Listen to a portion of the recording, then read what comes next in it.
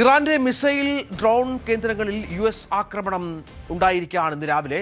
ഹോർമുസിൽ കപ്പൽ ആക്രമിച്ചതിന് പ്രതികാരം തിരിച്ചടിയായാണ് വീണ്ടും പ്രതിസന്ധി സൃഷ്ടിക്കുന്ന ഈ ആക്രമണം സംഭവിച്ചിരിക്കുന്നത്. സുരക്ഷാ നാവിക ഇടനാഴി ഇതിനെ തുടർന്ന് ഇറാൻ അടച്ചു ഹോർമുസിലെ എന്ന വളരെ പ്രധാനപ്പെട്ട ഒരു വിവരം കൂടിയുണ്ട്. ഹോർമുസ് കടലിടുക്കിൽ ചരക്ക് കപ്പലിന് നേരെ ഇറാൻ നടത്തിയ ഡ്രോൺ ആക്രമണത്തിന് പിന്നാലെയാണ് ഈ സൈനിക കേന്ദ്രങ്ങൾ ലക്ഷ്യമാക്കി അമേരിക്കൻ സൈന്യം ശക്തമായ വ്യോമാക്രമണം നടത്തിയത്.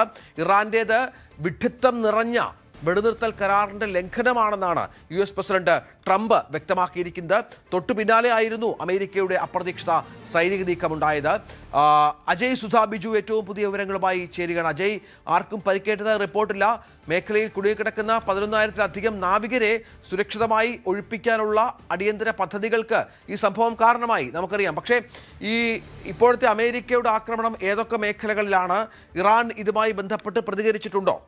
ഇറാന്റെ തെക്കൻ മേഖലകളിലുള്ള സൈനിക കേന്ദ്രങ്ങൾ ലക്ഷ്യമാക്കിയായിരുന്നു US-ന്റെ ആക്രമണമെന്നാണ് നമുക്ക് നിലവിൽ ലഭിക്കുന്ന വിവരം.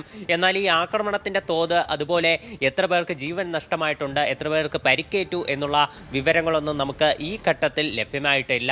ഇറാൻ എന്തായാലും ഈ ആക്രമണം സ്ഥിരീകരിച്ചിട്ടുണ്ട്. ആക്രമണം സ്ഥിരീകരിച്ച ശേഷം US-ന്റെ സൈനിക കേന്ദ്രങ്ങൾക്ക് നേരെ ആക്രമണം നടത്തിയതായിട്ട് IRGC ഒരു പ്രസ്താവന പുറത്തിറക്കിയിട്ടുണ്ട്. പക്ഷേ US-ന്റെ മേഖലയിലുള്ള സുരക്ഷാ കാര്യങ്ങൾ വിലയിരുത്തുന്ന US സെൻട്രൽ കമാൻഡ് ആണെങ്കിലും അതുപോലെ മേഖലയിലുള്ള മറ്റ് രാജ്യങ്ങളാണെങ്കിലും ഇത്തരത്തിലുള്ള ആക്രമണങ്ങളൊന്നും നിലവിലെ സാഹചര്യത്തിൽ റിപ്പോർട്ട് ചെയ്തിട്ടില്ല. എന്നാൽ IRGC തിരിച്ചടി കൊടുത്തു എന്ന് തന്നെ കൃത്യമായ ഭാഷയിൽ പറയുന്നുണ്ട്. ഈ ഒരു വിഷയത്തിൽ അമേരിക്കയും ഇറാനും പരസ്പരം പഴിചാരുന്ന ഒരു സ്ഥിതിയാണ് നമുക്ക് കാണാനാകുന്നത്.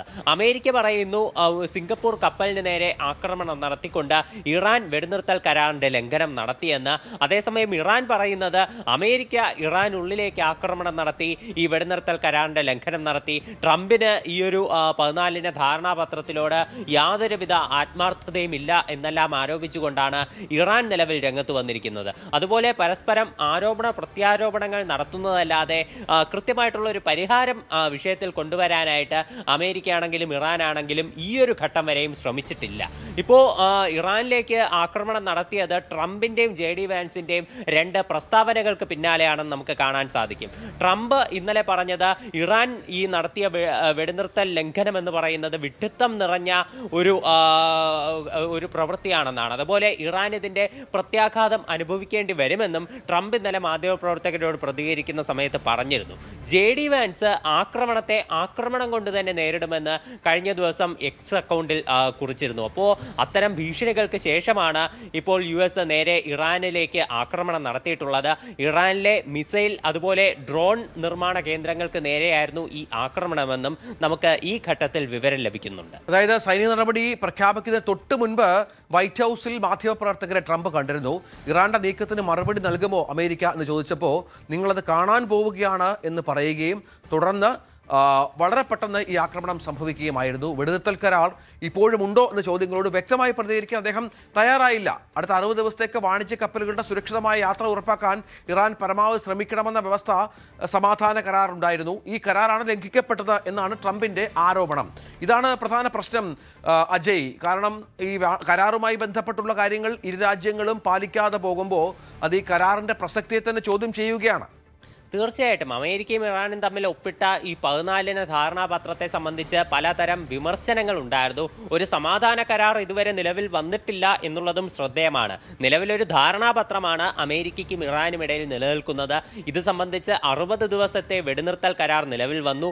ഈ 60 ദിവസം ഈ സമാധാന കരാറിനെ സംബന്ധിച്ച് വിശദമായ ചർച്ചകൾ നടന്നതിന് ശേഷം ഒരു കരാറിലേക്ക് എത്തിച്ചേരാനാണ് ശ്രമിക്കുന്നത്. അതിൻ്റെ ഒരു പ്രാഥമിക നടപടിയാണ് ഇപ്പോഴുള്ള ധാരണാപത്രം. ഈ ധാരണാപത്രത്തിൽ തന്നെ നിരവധി പ്രശ്നങ്ങൾ ഉണ്ടെന്നുള്ള വിമർശനമുണ്ട്. പ്രത്യേകിച്ച് ഈ സമാധാന കരാർ ചർച്ചകൾക്ക് ശേഷം ഈ ഹോർമുസ് കടലിടുക്കിന്റെ സുരക്ഷ അത് ഇറാനും ഒമാനും സംയുക്തമായി നിർവഹിക്കും എന്ന് സമാധാന കരാറിൽ പറയുന്നുണ്ട്.